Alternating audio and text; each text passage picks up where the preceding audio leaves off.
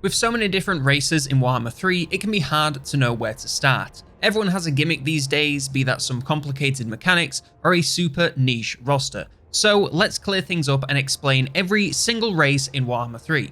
But first, thanks to Instant Gaming for sponsoring this video. If you like Warhammer 3, you know that collecting all the factions and DLCs can cost you as much as a mortgage payment. But Instant Gaming are here to help you out. They have just about every game and DLC in the series for up to 86% off, letting you complete your collection for a fraction of the normal price. This is alongside their extensive catalogue of almost any game you could want on almost any platform you could ask for. So if you want to save some money on games, then check out Instant Gaming at the link in the description, and thanks again to Instant Gaming for sponsoring the channel.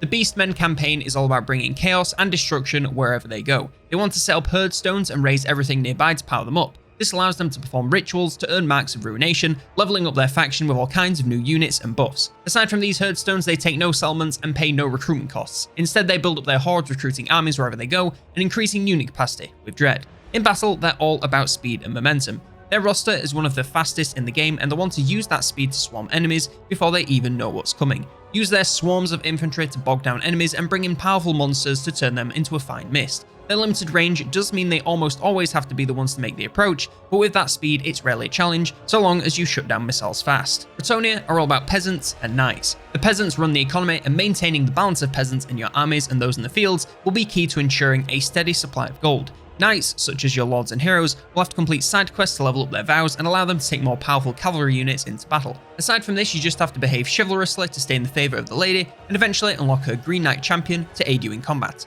Speaking of which, the Bretonnian battle plan is all about cavalry. Whether they're working in sustained combat on your front lines, or cycle charging enemy missile troops and constantly moving, you'll be using dudes riding something at least horse-like for the entire game. Micromanagement and knowing which units can perform which jobs will be key to success, so always check each new unit to know how to use it before sending it off to an avoidable early grave. The Chaos Dwarves play like no other race in the game. They still take settlements, but they instead build outposts, factories and towers to create raw materials, armaments and influence. It's a lot to explain, and I do have a full faction guide for them and every other faction, but the bottom line is you create and maintain a supply chain using each component for different aspects of your empire. And all this is of course fueled by your voluntary workers who earn a fair wage of not being slaughtered, and collecting more of these workers will be a constant worry to keep your empire afloat. In combat, there's not a lot they can't do. They have some of the tankiest front lines in the game, some of the strongest ranged options in the game, and also have some pretty great cav, monsters, leaders, and laws of magic. Use them however you like, and you can hardly go wrong, whether we're talking early game hobgoblin spam or end game dreadquake batteries. Daniel the Demon Prince is one of the most unique campaigns in the game, and it's a real shame that uniquity comes at the price of being pretty awful. His entire campaign revolves around him collecting glory for each of the 5 branches of chaos, and in doing so he unlocks new units, minor mechanics, and most importantly body parts. These allow you to build your very own demon and either take parts from all branches or hyper focus onto one if your heart so desires. Outside of this, there's not much else to say, that's all it's got. In battle, it really is what it says on the tin. Demons of Chaos from all branches depending on how much glory you have in each. It is a little bit all over the place, but can be a lot of fun once you get to the late game. Plus Daniel is tons of fun in battle with all the variety you can have, so things stay fresh for a while. Grand Cathay are mostly situated inside of Cathay and mainly focused on keeping their homeland safe and secure. To the north, they'll need to maintain the Great Bastion against demonic assaults. Within the walls, they'll need to make sure they strike a harmonious balance in their settlements for optimal growth and prosperity. Lastly, they can use the Wujing Compass to provide them with a range of bonuses to suit almost any occasion. In battle, they're another fairly balanced faction with a solid front line, powerful ranged infantry and artillery, and even a few monsters and war machines. However, their true power is in their leaders, who are not only formidable melee fighters and spellcasters, but can also transform into huge dragons to lay waste to units en masse. The Dark Elves are another faction that's all about voluntary, well-paid workers. They want to gather as many of these as possible to fuel their economy and growth by use of commandments, dictats, and construction rushing. As well as this, they rule the waves with their Black Ark warships, allowing them to recruit anywhere they can sail and provide artillery-based assistance during combat to any coastal battles. In battle, they're extremely focused on aggression with some of the earliest armor piercing of any faction, and an almost singular focus on damage output. That said, they still have quite a balanced roster with strong units in every category, making them fairly easy to build armies with and allowing you to experiment and have fun without worrying about being totally useless. The Dwarves are more focused than ever on clearing out that dusty old book of grudges. Nearby hostile factions will generate minor grudges which can be cleared and collected for increasing rewards during each Age of Reckoning, and the more major grudges can be progressed to unlock powerful bonuses for the rest of the campaign. They can even call on the grudge settlers to aid them in combat and eventually confederate the other clans to unite the Dawi under one banner. Yours. In combat, they're one of the simplest factions in the game. With their heavy front lines and devastating missile and artillery units, they are the kings of turtling, toss in their newly buffed air force, and they're a terror on the battlefield that you do not want to get on the wrong side of. Like seriously, if they get flanked, they're useless, so make sure the business end of the army is always pointed towards enemies. The Empire has some of the most variety in their gameplay among their factions, making talking about them a little bit challenging. In the interest of making this video possible, we'll go over the old world residents, since they're technically the majority. Here your main focus will be on generating prestige and spending it to wrestle back control of the Empire by resolving disputes, securing borders and, if you so desire, confederating the whole place. Doing all this will allow you to install and therefore summon the elect counts to protect your homeland from any and all threats. In battle, the Empire are somewhat of a jack of all trades with decent units in every category. Their front lines are relatively strong, their ranged roster is jacked after the Thrones of Decay DLC, their cav are very respectable, and the artillery and war machines are a sight to behold. They make for a great start faction in battle, since you can kinda do anything and it'll normally work out alright. The Greenskins are all about their wars. Once they've collected enough reputation, they'll be able to call wars on any faction they choose, doubling the size of all of their armies. On top of this, if their war is successful, and by successful, we're normally talking about the total destruction of their target, they'll receive even more reputation towards the next one, as well as trophies based on who they warred against and how powerful they were. On the battlefield, they have quite a mix of faster, sneakier goblins and slower, tankier orcs. Both of these come together to create a roster that is ready for any occasion, as long as the occasion in question is a long, bloody battle. They're all about aggression and offense, so while they may take some hits on the way, once they get close, almost nothing can survive their might for long. The High Elves are another faction spread throughout the map, but their homeland is the giant donut known as Ulthuan. From here they can unite the nations and ward off invaders from just about any direction with ease, not to mention secure the Sword and Shrine of Cain in record time. Their shared mechanic influence allows them to meddle in the diplomacy of other factions to shape the world how they see fit. In battle, the High Elves are all about martial prowess. Their units are highly trained and extremely talented at their roles, whether that be frontline swordsmen, extremely long-range archers, or even their powerful dragons. The only bad way to use the High Elves is to not make use of their power, so as long as you're using their units in their optimal roles, they should do great. Khorne is obviously all about skulls and the associated skull throne. Collecting as many skulls as possible and stacking them as high as you can will reward you with various bonuses to allow you to continue the carnage for as long as possible. Instead of traditional colonization, Khorne instead lays waste to all in his path, and his touch automatically inhabits the ruins before long. In battle, it's a strong melee focus with very limited ranged options and no magic to be seen. You'll need to use your speed and positioning to get onto enemies before they can pick you apart from afar, and once you make contact, use overwhelming damage and aggression to shut them down fast. It's mainly melee infantry and powerful monsters, but he also has the occasional decent cav unit, and even an artillery piece chariot hybrid, which is cool, if nothing else. Kislev are another faction focused on controlling their borders, but instead of forcing their countrymen to bow to them with birthright, they instead rally for supporters and become elected leaders of their great nation. The two political leaders will be battling out until one emerges victorious and claims control of the throne. Alongside this, you'll have to manage dedications to their gods, long turns of training spellcasters, and protecting the world from constant attacks from chaos. In battle, their roster is extremely well-rounded on the whole and on a unit-to-unit basis. Most options here are hybrid weapons, making them as deadly up close as they are from afar. Choosing the right way to attack different enemies will be key to survival, and if all else fails, send in the bears, and if that don't work, use more bear.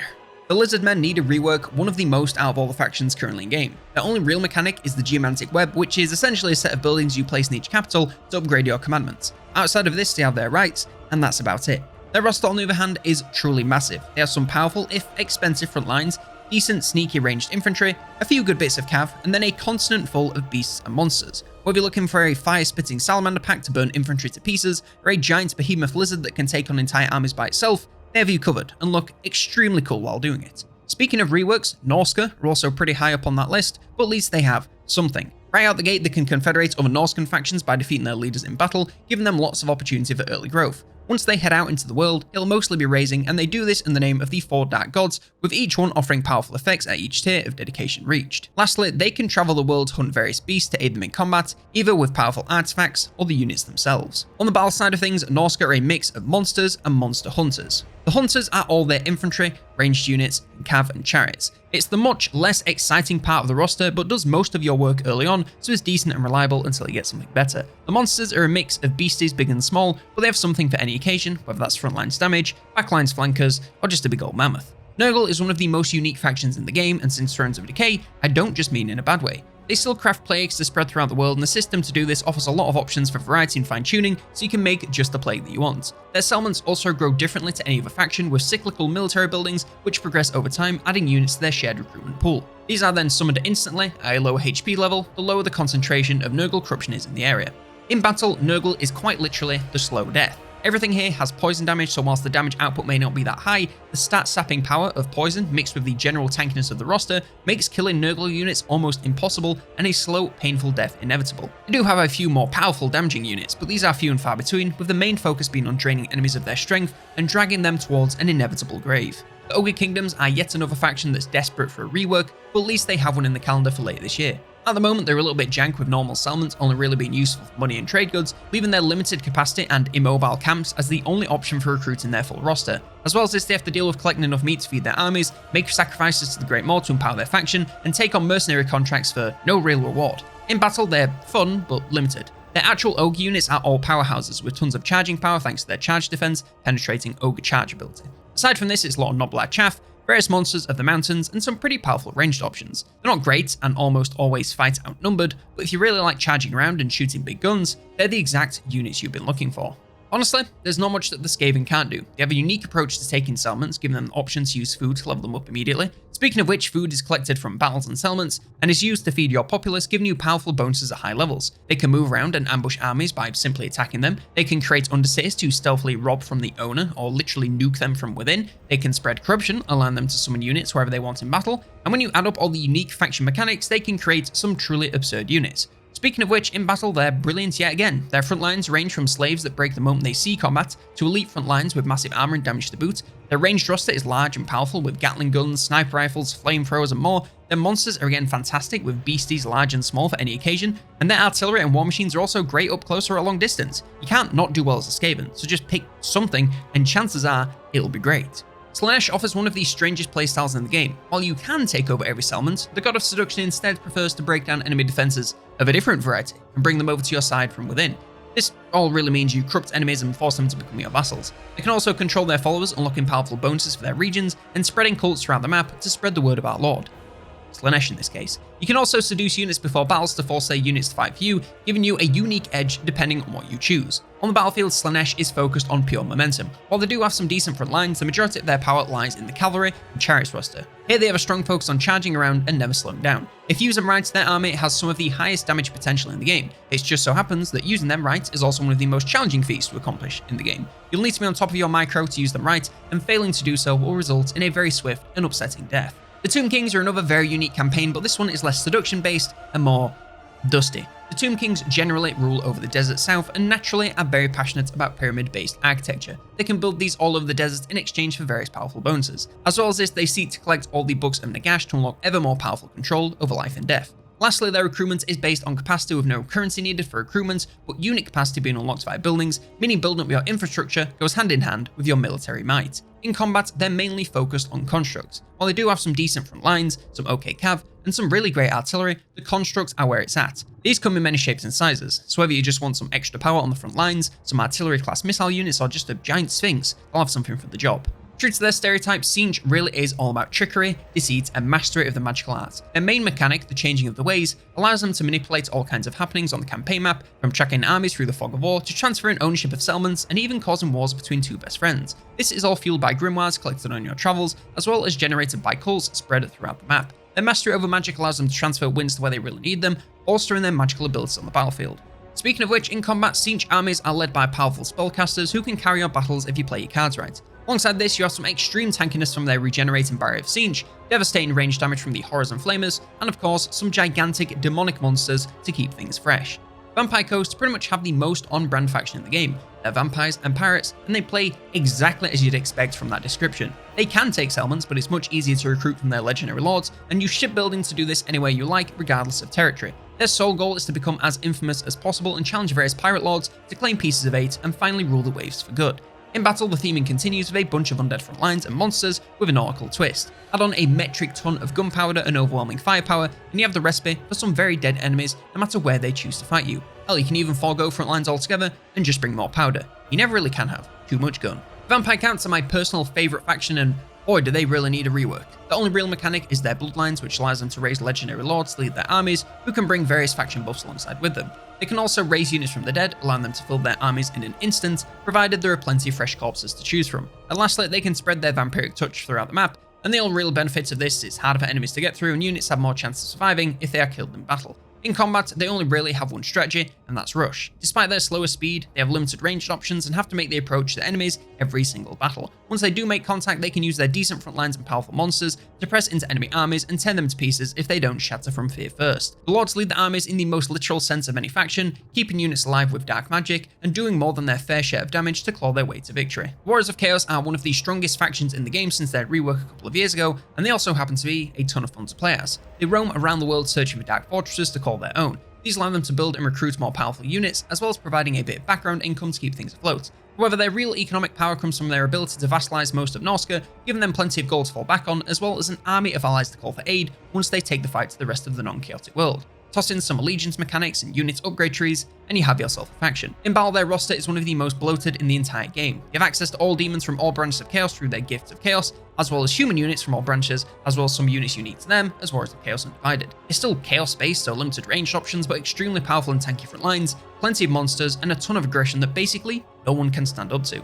And finally, closing out with one of my favourite factions to play for fun, the Wood Elves. Here, the only settlements you care about are these magical forests and anything surrounding them. Their sole goal is to travel the world, cleanse areas around magical forests, and heal them enough so that you can perform rituals of rebirth to grant your faction all kinds of crazy bonuses. All of this is aided by the Deep Roots, allowing you instant travel to and from any forest on the map, meaning this is easily one of the most global campaigns you can experience. On the battlefield, the Wood Elves are mainly focused on skirmishing and other hit-and-run tactics. Their front lines are decent but more focused on burst damage than sustained combat. Their ranged units are some of the best in the game, both in terms of damage output, range, and survivability. Their cav are pretty great too, if a little bit micro-intensive, and their monsters provide some great impact to the front lines to keep things moving forwards. And that's every faction in Warhammer 3 explained. Let me know in the comments which faction is your favourite and why. I'd be really interested to see those reasons. Like, subscribe, and if you want more Warhammer 3 list videos, then why not check out this video looking at the most unique factions in Warhammer 3.